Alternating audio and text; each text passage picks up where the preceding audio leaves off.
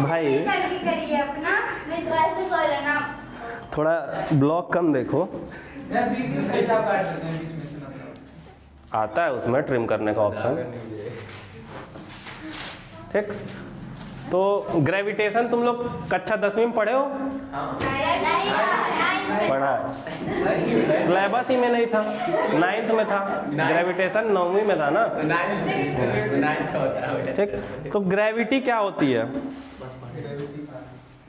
यानी फोर्स, जो gravitation force होता है, उससे आप लोग ऐसे ही बताइए क्या समझते हैं, तो मैं जान पाऊँ कि कितना है दिमाग, कहाँ तक सोच पा रहे हैं, फिर मैं बताऊँ उसी का। भैया एक फोर्स है जो हमें खींच के रखती है। हाँ ठीक है, ठीक है। मतलब कि कुल मिला के ये समझो कि यूनिवर्स में जो भी ऑब्जेक्ट है ना, कोई भी दो ऑब्जेक्ट ले लो, मान लो कि ये दो पत्थर ही हम ले लिए, एक का मास m1 है और एक का मास m2, कोई भी दो मास ले लिए, वो फोर्स लगाएंगे एक दूसरे पे, ठीक है।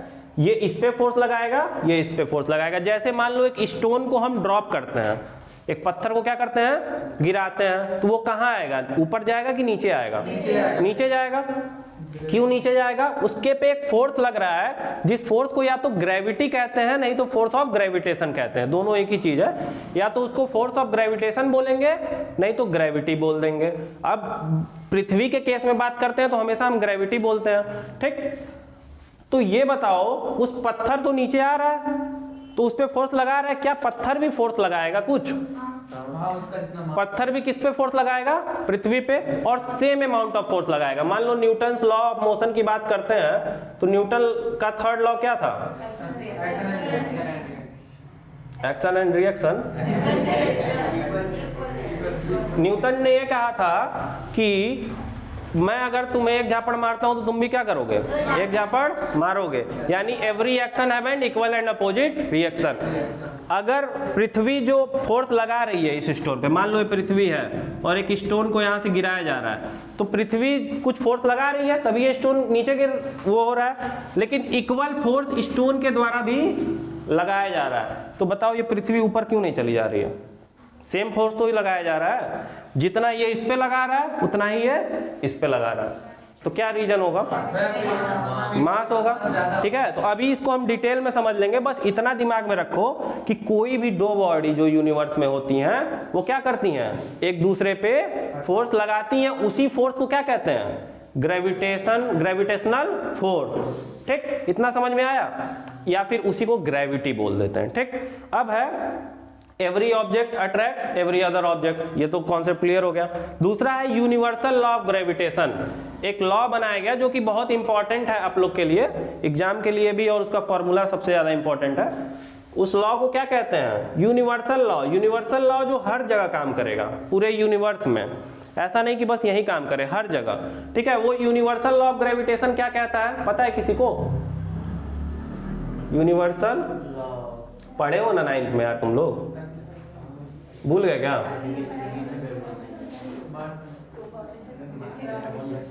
यूनिवर्सल लॉ ऑफ ग्रेविटेशन ये कहता है कोई दो बॉडी है जिसका मास क्या है? m1 है और m2 है।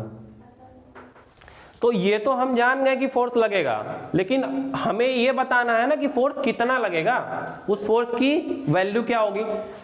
तो यूनिवर्सल लॉ ऑफ ग्रेविटेशन के अकॉर्डिंग जो इन दोनों का क्या होता है? प्रोडक्ट। प्रोडक्ट मतलब क्या होता है? मल्टीप्लिकेशन। मास का प्रोडक्ट फोर्स के क्या होगा? Directly proportional.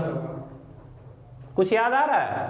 Force, gravitational force is directly proportional to the mass of the bodies, ठीक। और अब इनके बीच में कुछ दूरी भी तो होगी, इसके सेंटर से ले लेंगे, इनकी दूरी क्या होगी? r। तो जो डिस्टेंस, मान लो अब ऐसे समझो कि डिस्टेंस ज्यादा करेंगे तो फोर्स कम हो जाएगा कि नहीं? ये तो हर केस में पढ़ते आ रहे हो, चाहे मैग्नेट का केस था, चाहे कोई भी केस था। जब रेडियस बढ़ रहा था, यानी डिस्टेंस जब बढ़ रहा है, तो फोर्स क्या हो जाएगा? कम हो जाएगा। तो फोर्स किसके प्रोपोर्शनल होता है? स्क्वायर ऑफ डिस्टेंस के इनवर्सली प्रोपोर्शनल होगा, ठीक। ये दो चीजें समझ में आई कि मास के डायरेक्टली प्रोपोर्शनल, मासेस के दोनों के प्रोडक्ट के डायरेक्टली प्रोपोर्शनल, और इनवर्सली प्रोपोर्शनल किसके? Square of the distance between them, ठीक। अब इन्हीं को कंबाइन कर देते हैं, जैसे कल किए थे फॉर्मूला। तो कंबाइन करेंगे तो क्या हो जाएगा? F is directly proportional to m1 m2 by r square, यही तो होगा। इतना समझ में आया। अब बोले थे कि जब इक्वल टू होता है तो कोई कांस्टेंट लगाते हैं, तो यहाँ कौन सा कांस्टेंट लगाएंगे? ग्रेविटेशनल का एक कांस्टेंट आ जाएगा, ग्रेविटेशनल कांस्टेंट बोलेंगे उसको, ठीक। F इज इक्वल टू, उसको डिनोट करते हैं कैपिटल G और यहाँ m1 m2 by r square. ये बात ध्यान रखना कि ये G किसी पे भी डिपेंड नहीं करता है, इंडिपेंडेंट क्वांटिटी होती है, ना मास पे डिपेंड करेगा ना रेडियस पे डिपेंड करेगा। ये एक इंडिपेंडेंट क्वांटिटी होती है जिसकी वैल्यू हमें पता रहनी चाहिए इस एग्जाम पॉइंट ऑफ व्यू से। बस वैल्यू याद रखो, काम हो जाएगा। कितनी वैल्यू होती है पता ही होगी तुम लोग को, ठीक है। चलो वैल्यू अभी देख लेंगे, उससे पहले जरा इसका यूनिट देखते हैं, क्योंकि वैल्यू लिखेंगे तो उसके बाद यूनिट भी तो लगाना पड़ेगा। तो इसकी यूनिट क्या होगी? तुम लोग को सिखाया ना यूनिट बनाना, जरा बनाओ। Newton metre square per kg square. बना के दिखाओ सब लोग अपने अपने कॉपी में, तो देखें कैसे कर आया है। ये फॉर्मूला बन गया ना। सबसे पहले जिसकी यूनिट बनानी होती है उसका फॉर्मूला बनाना होता है। तो हम जानते हैं कि F is equal to G m1 m2 by r square, ठीक। अब इसका ग्रेविटेशन का क्या बनाओ यूनिट?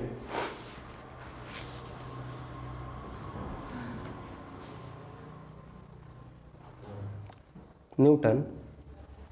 ऐसे नहीं, जी का पहले फॉर्मूला बनाओ। जी का फॉर्मूला, जिसका फॉर्मूला बनाना होता है उसको अकेले कर दिया जाता है, दूसरी तरफ भगा दिया जाता है बाकी चीजों को। तो दूसरी तरफ करो। जी का फॉर्मूला होगा क्या? G is equal to F r square m1 m2, ये होगा कि नहीं? ठीक। अब सबकी SI यूनिट लिख देंगे तो काम हो जाएगा। F की SI यूनिट क्या होगी? F क्या है? फोर्स। फोर्स का क्या होता है? न्यूटन, ठीक है। R क्या है? डिस्टेंस है। डिस्टेंस का मीटर होता है, लेकिन 2R है तो क्या हो जाएगा? Metre square. और मास केजी में नापते हैं तो क्या हो जाएगा? Kg square. Newton metre square per kg square. तो ये तो G का यूनिट हो गया। और G की वैल्यू क्या होती है? G is equal to 6.67 into 10 to the power -11, और यही यूनिट लिख देंगे, newton metre square per kg square. बात समझ में आई? इसको कहीं कहीं 6.7 भी लिया जाता है। ऐसे नॉर्मली सॉल्व करने के लिए क्या ले लेंगे? 6.7 into 10 to the power -11 newton metre square per kg square. ऐसे भी लिखा जा सकता है पर केजी स्क्वायर, -2 लगा देंगे ऊपर आएगा। तो ठीक, समझ में आया? इतना नोट कर लो इसको तुरंत, हल्का हो जाएगा।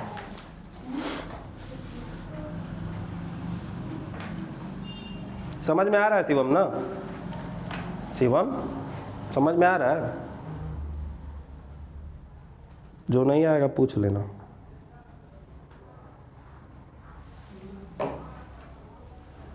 एक लड़का था राजन, शांति से बैठ के पढ़ता रहता था, कोई डाउट नहीं होता था, लेकिन हम पूछ देते तो बहुत डाउट होता था। झेल ही नहीं पाया हमको, चला गया।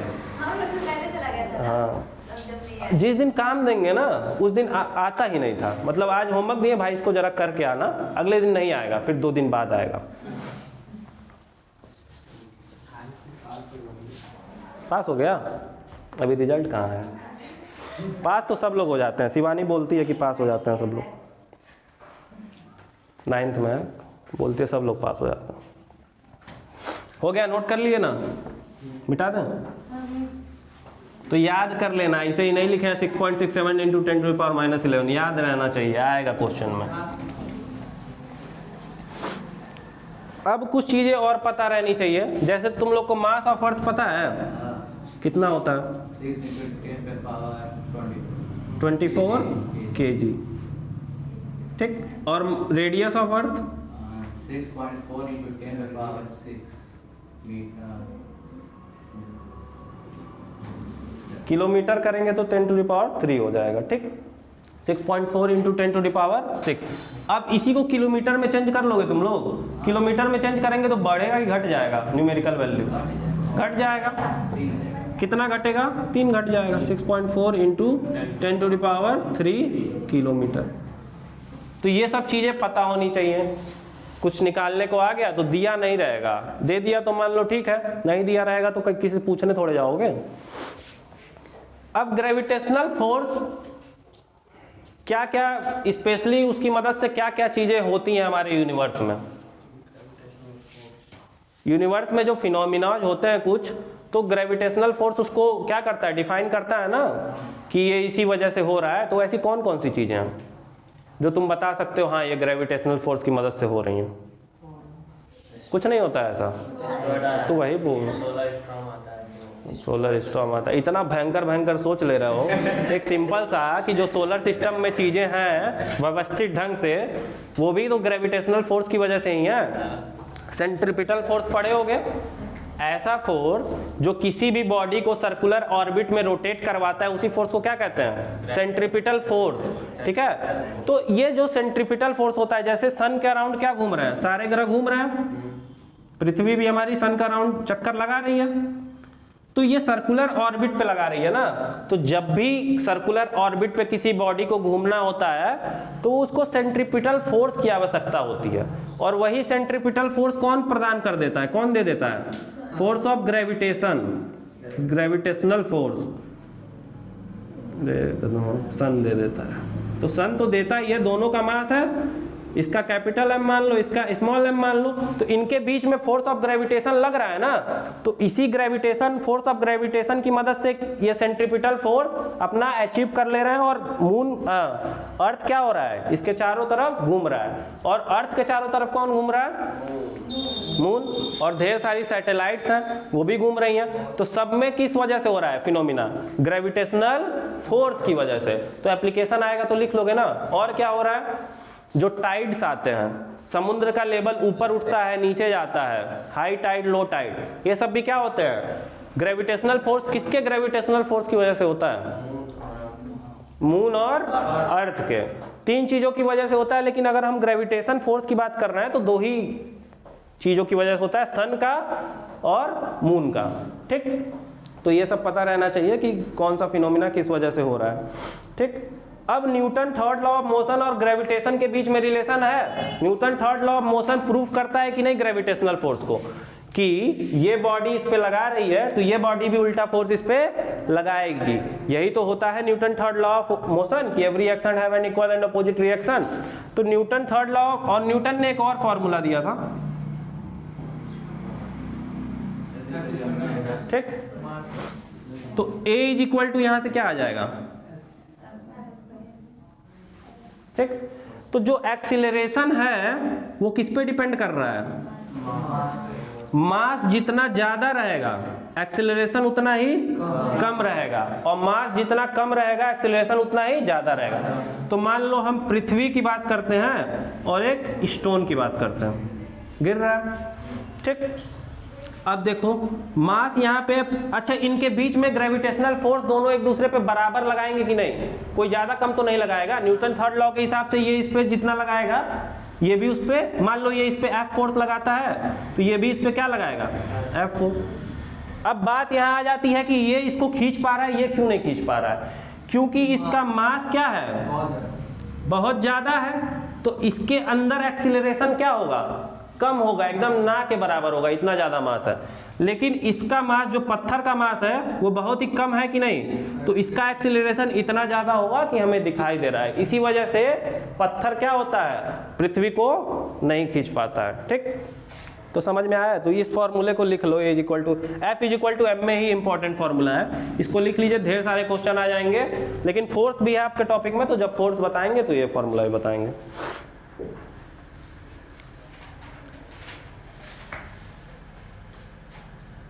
कैसे लिख रहे हो भाई, इधर उधर, एक बार यहाँ एक बार यहाँ, किसी के दबाव में आ रहे हो पढ़ने, हाँ किसी के दबाव में आ रहे हो, कोई ज़बरदस्ती बोला है तो मन से पढ़ो, सही बात बता रहे हैं। घर जाओ घर जाओ घर जाओ, फोन आ रहा है।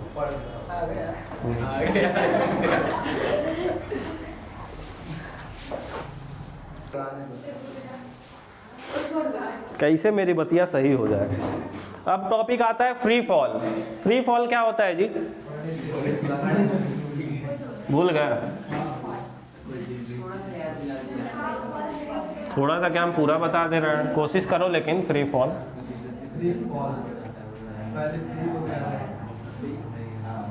अगर कोई बॉडी है उसको छोड़ दिया जाए, बस उस पर एक फोर्स लगे, कौन सा फोर्स?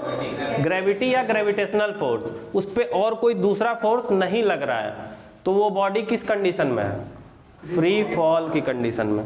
अब फ्री फॉल आते ही एक चीज आता है दिमाग में कि पहले ये धारणा थी कि जो मास, मान लो कोई एक मास लिए, हथौड़ा ले लिए, एक एस्टन में हथौड़े वाला एग्जांपल था, ये हथौड़ा दिख रहा है, एक हथौड़ा ले लिए और एक चिड़िया का पंख ले लिए, फेदर, ठीक। इन दोनों को गिराएंगे एक बराबर हाइट से, कौन सा पहले गिरेगा?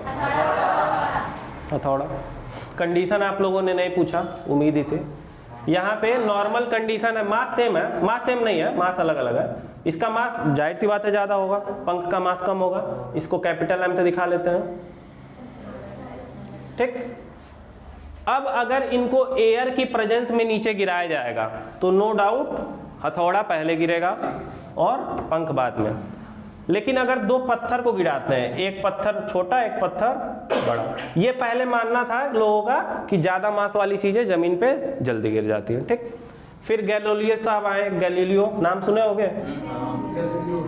एक है इटली में एक पीसा टावर है, टावर ऑफ पीसा, ठीक।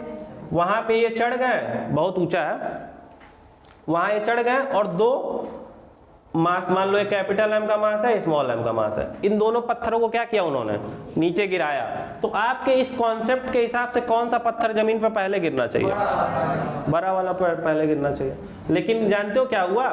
ऐसा नहीं हुआ, दोनों साथ में गिरा, गधों। दोनों क्या हुआ? साथ, छोटा वाला बड़ा वाला, दोनों साथ में गिर गया। तो इससे क्या पता चला कि मास पे डिपेंड नहीं करता है। तब भाई यहाँ क्यों हो रहा है?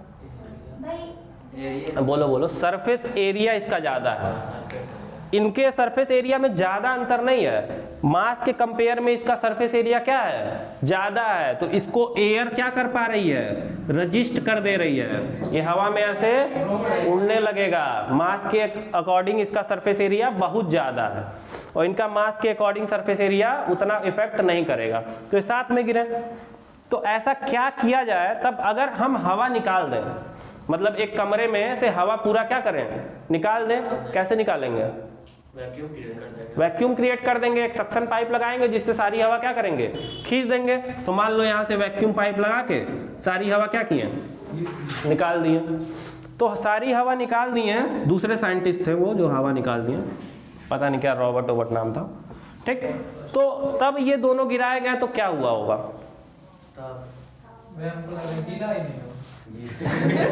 भाई ग्रेविटी हर जगह काम करती है, यूनिवर्सल लॉ ऑफ ग्रेविटेशन। तब कौन पहले गिरा होगा? अरे भाई तब हवा ही नहीं है तो इस पे रेजिस्टेंस ही नहीं लगेगा और दोनों क्या होंगे? साथ में गिरेंगे। पंख भी उसी टाइम पे गिरेगा जब हथौड़ा गिरेगा। कब? जब वहां वैक्यूम क्रिएट कर दिया गया। तो इससे क्या समझे आप लोग इस एक्सपेरिमेंट से कि फ्री फॉल के केस में मास पे डिपेंड नहीं करता है, किसी चीज पे नहीं करेगा, मास कि कोई भी रहे गिरेगा साथ ही में। एक्सीलरेशन ड्यू टू ग्रेविटी क्या रहेगा? दोनों में फोर्स ऑफ ग्रेविटी क्या रहेगा? दोनों क्या रहेगा? सेम रहेगा, ठीक है। इस पे 9.8 लग रहा है तो इस पे भी क्या लगेगा? 9.8। अब ये 9.8 क्या है? एक्सीलरेशन ड्यू टू ग्रेविटी की वैल्यू क्या होती है? 9.8। अब ग्रेविटी क्या होती है भाई? इसका फॉर्मूला कहां से आया? तो डिराइव किए थे ना आप लोग ग्रेविटी का। डेरिवेशन इंपॉर्टेंट नहीं है लेकिन बस बता देना।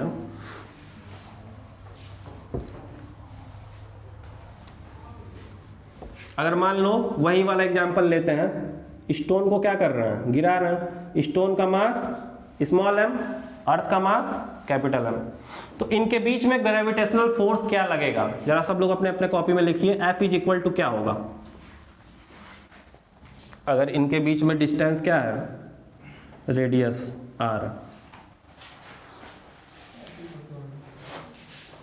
रेडियस ऑफ अर्थ ही ले लेते हैं, इसको नेग्लिजिबल मान लेते हैं। नहीं तो r प्लस स्मॉल r करना पड़ेगा।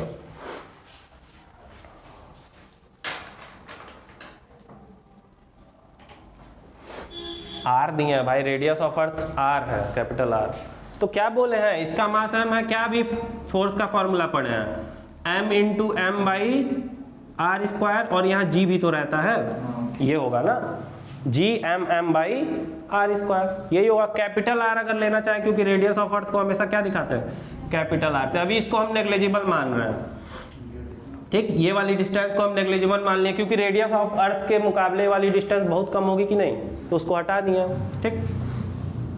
अब देखो यहाँ ध्यान से, अब F इज इक्वल टू और क्या लिख सकते हो, m में लिख सकते हो, तो F की जगह हम क्या लिख दें, या फिर F इज इक्वल टू अगर m में होता है तो A इज इक्वल टू क्या होगा, F बाई एम, अभी थोड़ी देर पहले देखे थे, ठीक। और अब F की जगह ये पूरा टर्म लिख सकते हैं कि नहीं,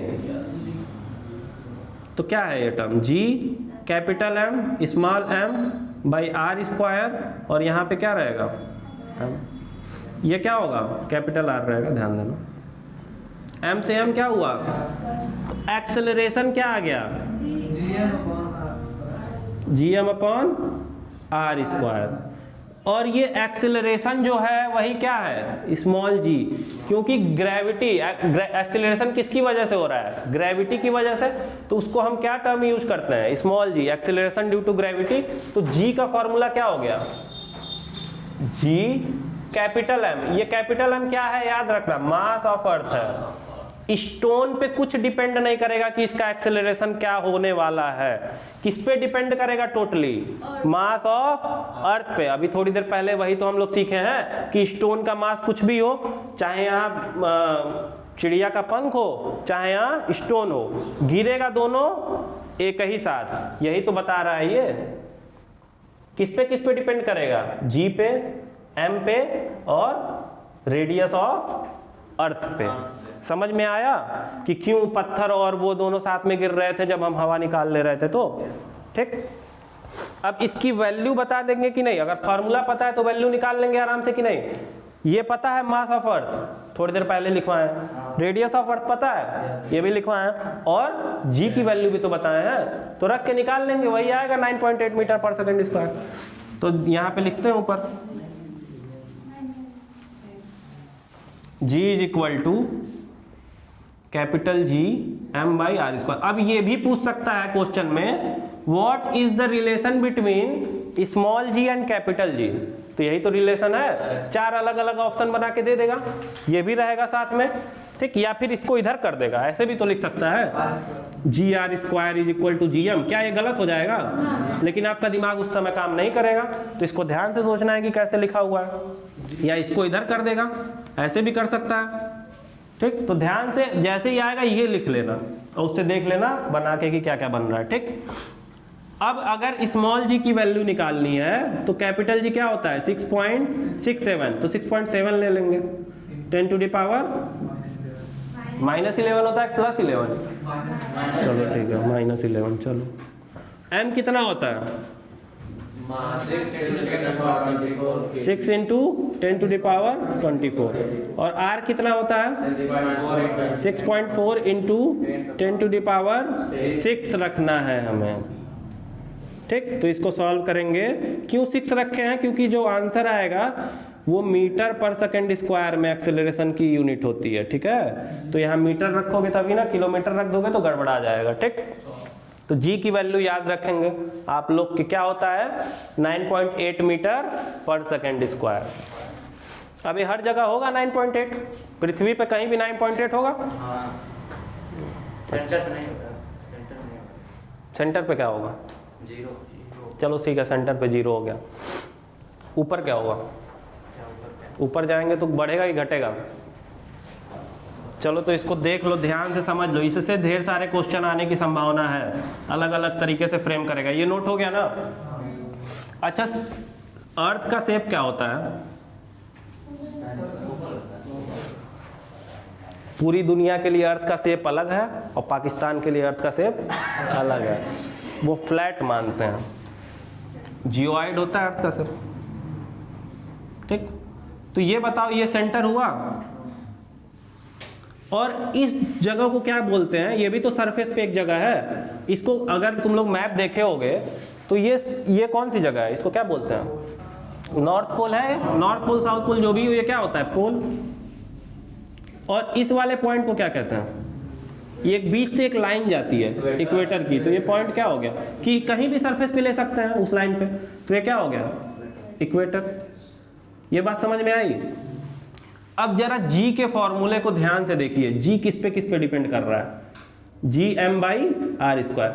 क्या ग्रेविटेशनल कांस्टेंट की वैल्यू चेंज होती रहेगी, अभी तो बोले वो यूनिवर्सल सेम है हर जगह, और मास की वैल्यू, मास ऑफ अर्थ है ना ये क्या चेंज होगा, मास ऑफ अर्थ रोज बदलता रहेगा, नहीं, किस पे डिपेंड करेगा, आर स्क्वायर पे, वो भी कैसे, इनवर्सली, यानी g is inversely proportional to r square. यानी डिस्टेंस बढ़ेगा तो g घट जाएगा, डिस्टेंस घटेगा तो g बढ़ जाएगा। तो देखने से नहीं लग रहा है कहाँ r ज्यादा है, ये r ज्यादा है कि नहीं, ये r कम है कि नहीं, तो सरफेस पे देख रहे हो हर जगह सेम नहीं होगा।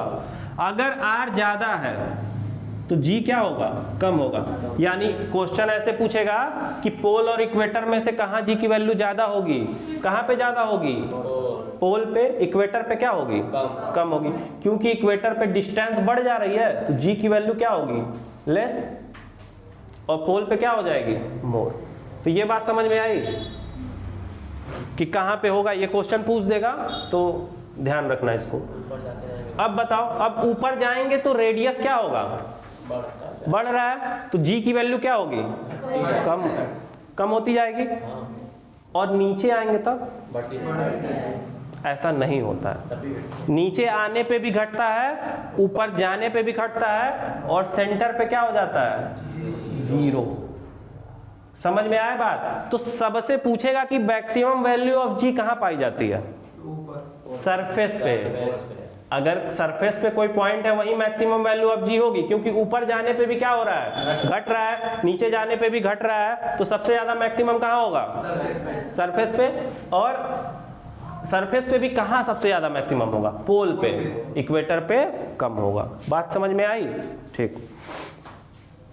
अब ये तो पता ही चल गया कि जी मास ऑफ बॉडी पे डिपेंड नहीं करता है, तब से वही तो समझा रहा है, small g mass of body पे डिपेंड करेगा क्या, बिल्कुल नहीं करेगा मास ऑफ बॉडी पे। किसकी मास पे डिपेंड करेगा, अर्थ के मास पे, अगर अर्थ पे है तो अर्थ के मास पे डिपेंड करेगा, ठीक। अब इक्वेशन ऑफ मोशन पढ़े थे तुम लोग क्लास 9th में, 4 होते हैं, बताओ कौन कौन से प्रिंस, दिमाग पे जोर ही नहीं डाला, कितने होते हैं, अच्छा ये बता दो। हम हमेशा सही थोड़े कहते हैं, कितने होते हैं, 3 होते हैं, सिंपल सा equation of motion, laws of motion भी 3, इक्वेशन ऑफ मोशन भी 3। अब याद आया कौन कौन सा होता है, अभी लिखेंगे तो चिल्लाओगे हूँ करके, हाँ यही होता है, इनर्शिया, अरे भाई वो नियम है, हम समीकरण पूछ रहे हैं। पहला क्या होता है, v equal to u plus, एकदम ऐसे बात करेगा, अच्छा ये वाला जैसे लग रहा है कि मतलब ये पढ़े हैं लेकिन ये नहीं पढ़े कि क्या है। s इज इक्वल टू, दूसरा क्या होता है, u t plus half a t square, तीसरा क्या होगा, v square is equal to u square plus 2a। सही है ना जी, प्लस होता है कि माइनस, कंफ्यूज हो गया, प्लस होता है, ठीक। अब देखो, अब एक्सीलरेशन को हम क्या बदल दिए थे, किस में बदल दिए थे, जी में, तो इसका नया फॉर्मूला ग्रेविटी के लिए क्या हो जाएगा, v is equal to u plus g t, और क्या हो जाएगा, s is equal to u t plus, अब s क्या होता था, डिस्टेंस होता था, अब यहाँ ऊपर नीचे ग्रेविटी में बात होगी तो s को क्या लिख सकते हैं, हाइट लिख सकते हैं, h is equal to u t plus half g t square, और क्या हो जाएगा, v square is equal to u square plus 2gh। s की जगह क्या लिख दिया h, इसको नोट कर लीजिए, इंपॉर्टेंट है।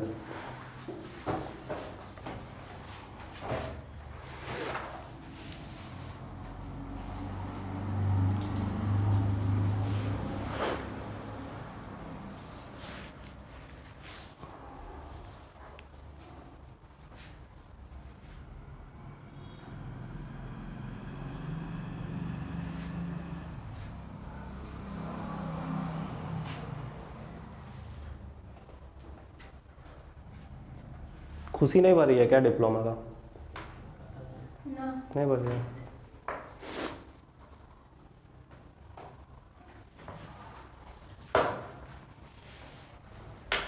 हो गया। अब ये बताओ, अब 9.8 होती है जी की वैल्यू।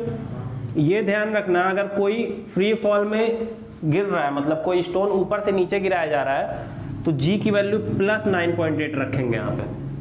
और नीचे से ऊपर कोई गेंद फेंक रहा है तो अपोजिट काम हो रहा है, तो जी की वैल्यू क्या लेंगे? माइनस 9.8 मीटर पर सेकेंड स्क्वायर। समझ में आया? और क्या लेंगे न्यूमेरिकल्स में? अगर मान लो ऊपर से कोई चीज गिराई जा रही है तो उसकी इनिशियल वेलोसिटी क्या होगी? 0। और फाइनल वेलोसिटी जो भी होना होगा मैक्सिमम होगी। ठीक। अगर नीचे से कोई गेंद फेंक रहा है तो उसकी इनिशियल वेलोसिटी क्या होगी? मैक्सिमम जो भी हो। और ऊपर एक पॉइंट होगा जहां गेंद जाके रुक जाएगी, फिर आना नीचे शुरू होगी, तो v फाइनल क्या होगा? v और u ये तो पता है ना, ये इनिशियल वेलोसिटी, ये फाइनल वेलोसिटी। ठीक है, तो v क्या हो जाएगा? 0।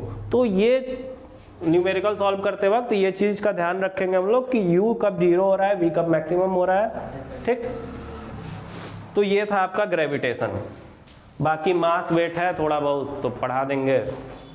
ठीक। अब मैथ, हाँ घर तो पहले जाओ। मैथ में कल रिवाइज करके आना पॉलिनोमियल, 9th में पढ़े थे, और लीनियर इक्वेशन इन 2 वेरिएबल। ये 2 टॉपिक बस रिवाइज करके आना, थोड़ा सा हम बता देंगे फिर सीधे क्वेश्चन, क्योंकि इसमें कुछ ज़्यादा बताने वाला नहीं। पॉलिनोमियल में जैसे क्या रिवाइज करोगे?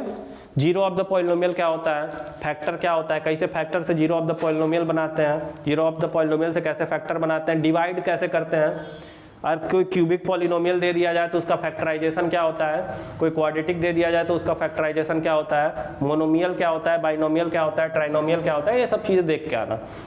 और लीनियर इक्वेशन इन 2 वेरिएबल तो पता ही होगा, 2 वेरिएबल का यूज करके लीनियर इक्वेशन बना देते हैं। अच्छा, लीनियर इक्वेशन की डिग्री क्या होगी शिवम?